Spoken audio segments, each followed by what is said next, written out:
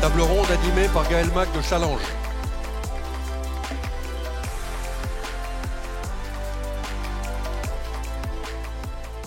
Bonjour. Donc nous allons parler d'énergie. Je vous présente un peu l'auditoire. Alors, à ma gauche, directement, j'ai Bernard Fontana, qui est le président du directoire de Framatome. À côté, il y a Pierre Brossolet, le fondateur et PDG d'Arven Group. Et en face de moi, au fond, nous avons Pierre-Emmanuel Martin, qui est le cofondateur et le président de Carbone. Donc, Framatome, je vous résume rapidement, en gros, ils conçoivent et ils fabriquent des réacteurs nucléaires. Arven Group est un groupe qui est actif dans la géothermie et qui va aussi miner du lithium par géothermie, mais il va nous expliquer ça. Et Carbone est un groupe qui veut fabriquer une usine de solaire en Europe. Et c'est un gros pari, donc il va nous en parler. Et notre question du jour, c'est de savoir comment nous allons faire pour fournir suffisamment d'électricité décarbonée dans un contexte où nous avons un besoin d'énergie exponentielle et où nous devons parallèlement mener une transition énergétique, c'est-à-dire ne plus utiliser de moins en moins d'énergie fossile. Et donc, dans ce cadre, je me tourne d'abord vers M. Fontana, puisque la France a ce mix énergétique particulier qui, en tout cas pour l'électricité, qui est basé très largement sur l'énergie nucléaire, on va dire à 70%, voilà. Et donc, qui a l'énorme avantage d'être vraiment très décarboné. Et donc, la France va rester sur cette idée d'avoir un mix très majoritairement nucléaire, avec le défi de devoir électrifier de plus en plus. Et donc, dans ce cadre, nous allons avoir besoin de nouvelles centrales nucléaires, nous allons avoir besoin de prolonger la durée de vie des centrales nucléaires, nous allons avoir besoin de tout le nucléaire que nous pouvons avoir. Et notre question, c'est de savoir comment ça va se passer aux alentours de 2030, 2040, 2050, quand nos centrales vont être bien vieilles, et est-ce que les nouvelles seront déjà arrivées? Donc, je vous pose la question. Merci, bonjour.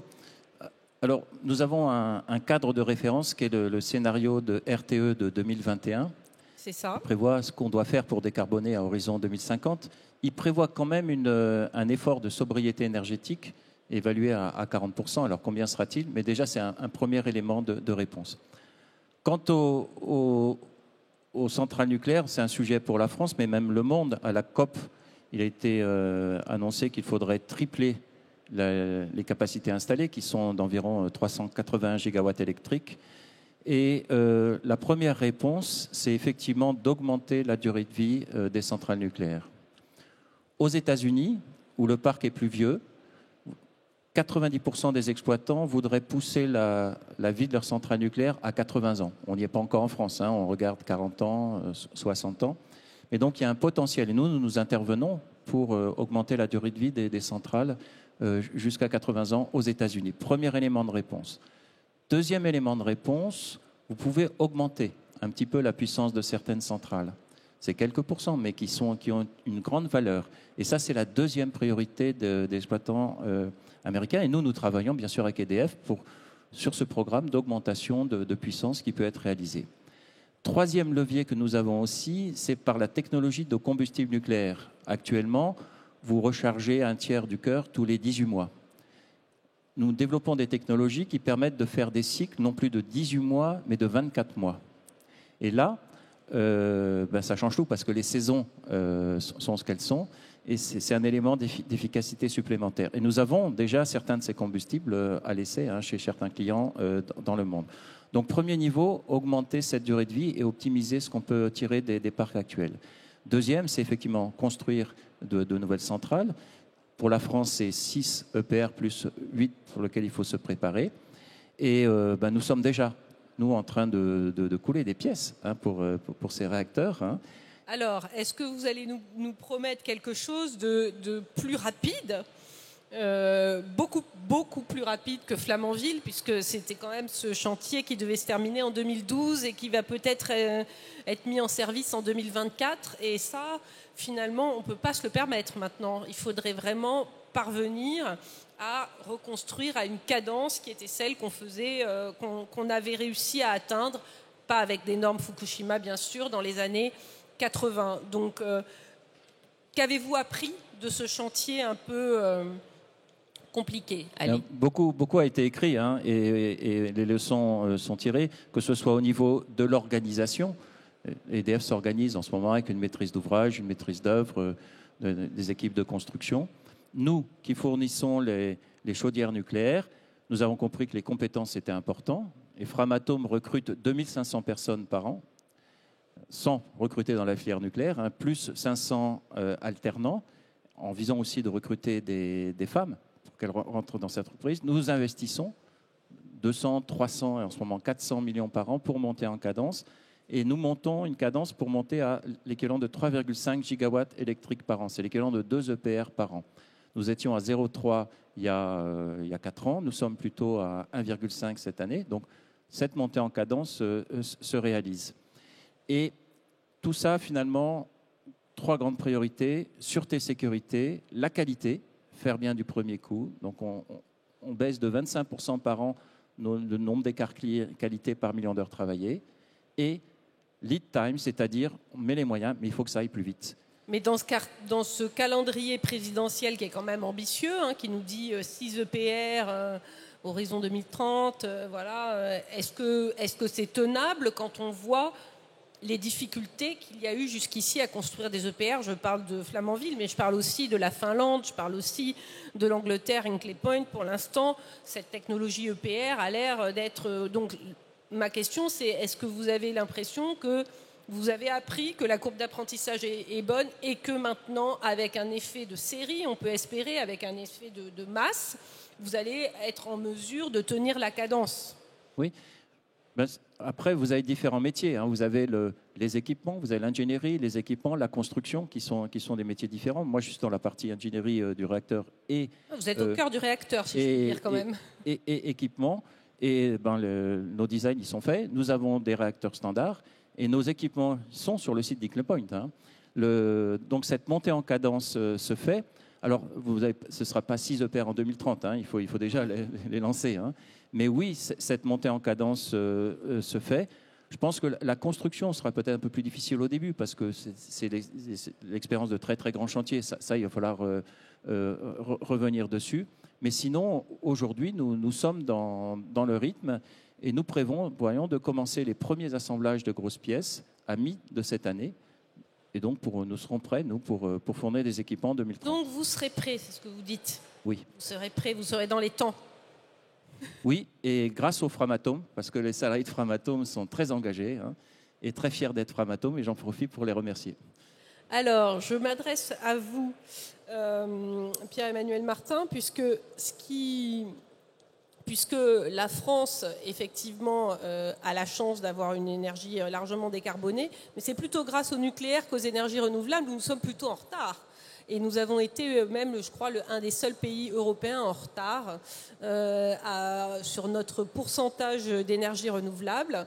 Et effectivement, nous avons aussi perdu un savoir-faire de filière, un savoir-faire industriel, et notamment dans les panneaux solaires qui sont fabriqués en Chine. Et c'est clair que si on veut réussir cette transition, en fait, il nous faut tout. Il nous faut absolument tout ce qui est possible et ce qui est disponible et ce qui est envisageable.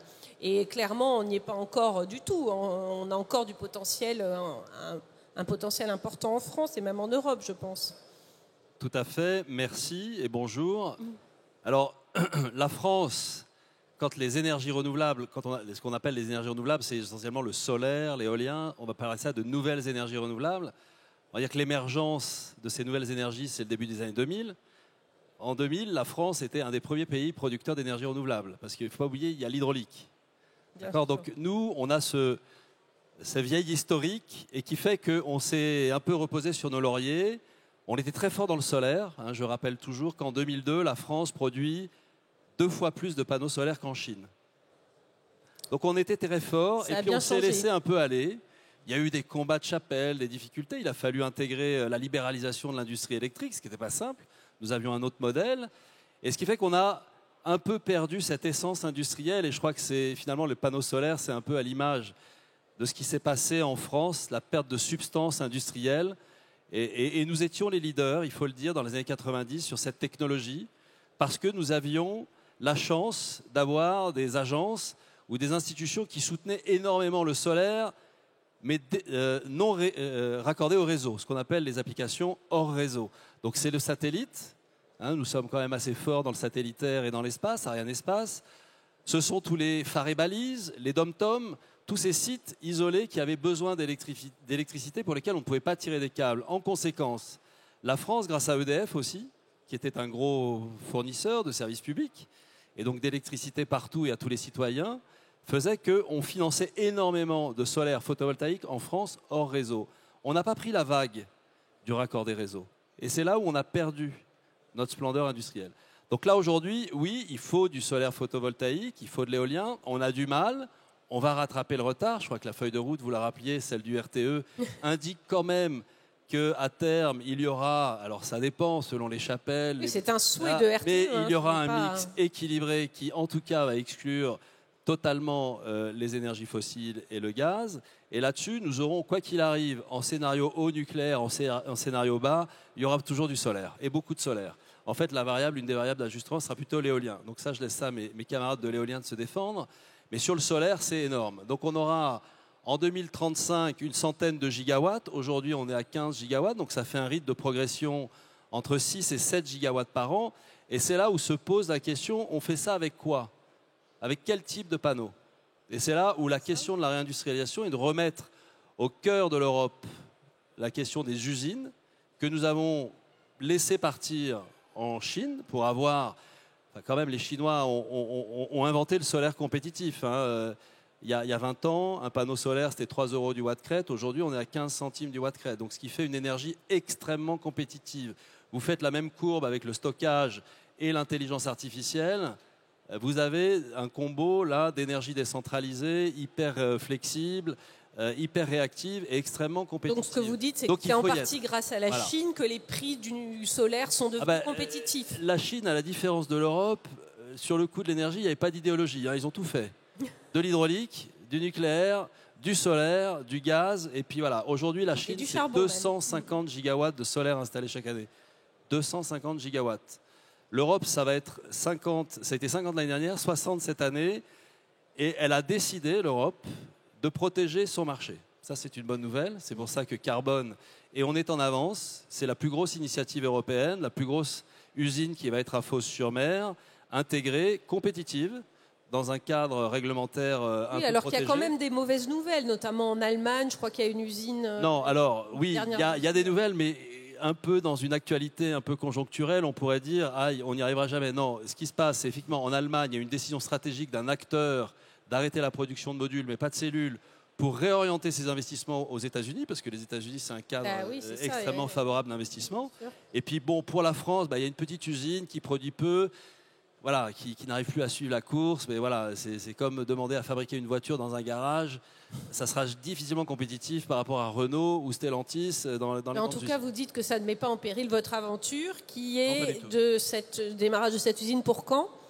Démarrage. Alors la construction, nous l'espérons la démarrer en 2025 pour une montée en puissance 2026-2027. Mais nous avons aussi, et ça c'est la bonne nouvelle, nous travaillons, et là avec les acteurs du système énergétique français qu'on remercie, on a la chance, même s'ils se chicotent un peu parfois, mais des fois de travailler ensemble.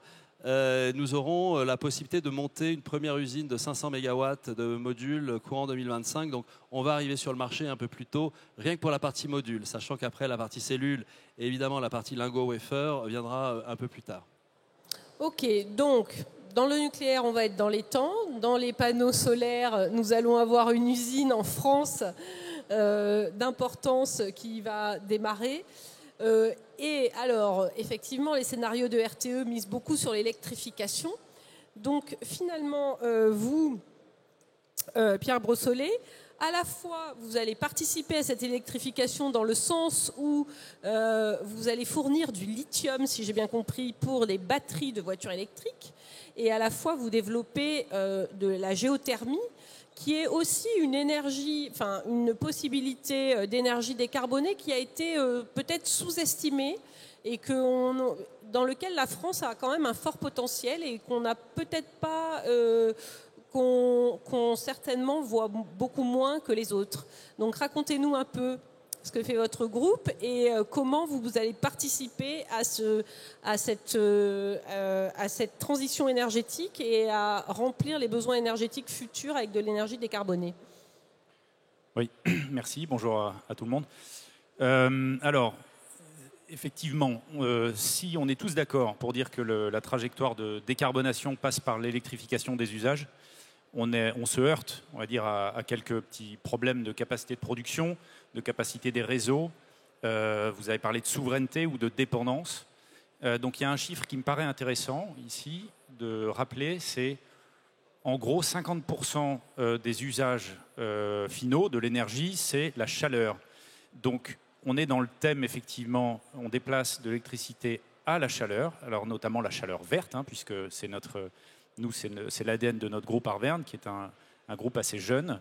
Et donc, voilà, j'aimerais qu'on parle un petit peu plus de chaleur dans le débat des énergies renouvelables, parce qu'elle a toute sa place. Et quand on parle de chaleur, il y a un type de chaleur verte qui, effectivement, est le géant dormant des ENR et qui s'appelle la géothermie, ou plutôt les géothermies, puisque vous avez cité le lithium.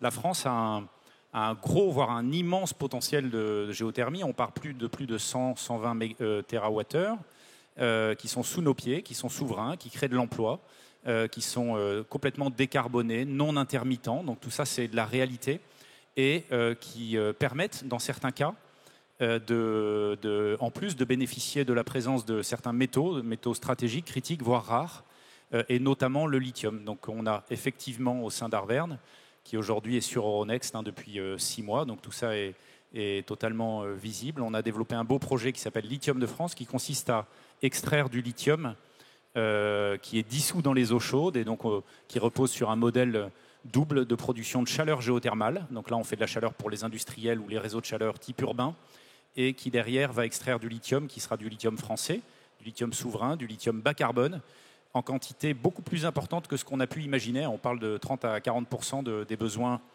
français des gigafactories. Donc voilà, donc la géothermie, c'est tout ça, en plus de la géothermie pompe à chaleur que tout le monde connaît. Et donc on est sur une thématique très complémentaire avec ce qu'on vient de nous dire, mais qui a eu tendance, on va dire, à être un peu l'oublié, l'éternel oublié de la transition, et qui reprend des couleurs, je dirais fort heureusement aujourd'hui, malheureusement parce que contextuellement c'est venu du Covid et de la guerre en Ukraine, où on a commencé à reparler de façon beaucoup plus précise des besoins de souveraineté, d'indépendance, et ça se traduit aussi par la chaleur et le besoin de chaleur et de froid, parce qu'on fait du froid également. Alors, nous n'allons pas avoir beaucoup de temps, mais je voulais quand même vous poser une question à tous, auxquelles vous pourrez répondre ensemble. Est-ce qu'on est en train de constituer une filière quand même industrielle française et européenne? Est-ce que c'est aligné? Est-ce qu'on a les bons chiffres, les bons ordres de grandeur? Est-ce qu'on fait les bons investissements? Et est-ce qu'on a un bon alignement entre les politiques et les politiques publiques telles qu'elles sont menées aujourd'hui? Est-ce qu'on est dans les bons rails pour ce fameux objectif européen qui est d'atteindre la neutralité carbone en 2050 et même plus avant? Voilà. Est-ce qu'on est en ordre de bataille, vous diriez, en tant que filière collective? Déjà pour la partie nucléaire, qui est complémentaire, tout ça, il s'agit de complémentarité. Le GIFEN a été constitué avec l'ensemble des partenaires de la filière, parce qu'il y a besoin d'une filière nucléaire. Un programme Match a été mis en place qui permet d'estimer les besoins. C'est 10 000 recrutements par an pendant 10 ans, ne serait-ce que pour la partie réacteur. Et elle se met en ordre de marche. Et également, dans le cadre de l'Alliance pour le nucléaire au niveau européen, nous nous rapprochons des acteurs des pays de l'Alliance, notamment en Europe centrale, en Europe de l'Est, pour travailler ensemble et constituer cette force de frappe En tout cas, clairement, on voit que Bruxelles a un peu évolué dans son approche de l'énergie nucléaire et dans l'inclusion du nucléaire au sein des technologies dites vertes qu'elle prend en compte dans son pacte vert. Vous diriez aussi, je sais qu'il y avait un sujet d'alignement entre produire du lithium en France, avoir des gigafactories de batteries en France et produire des voitures électriques en France. Est-ce que cet alignement est cohérent aujourd'hui, tel que vous le voyez ? L'alignement est cohérent. Il y a clairement une volonté qui se traduit de fait, qu'il soit réglementaire ou autre.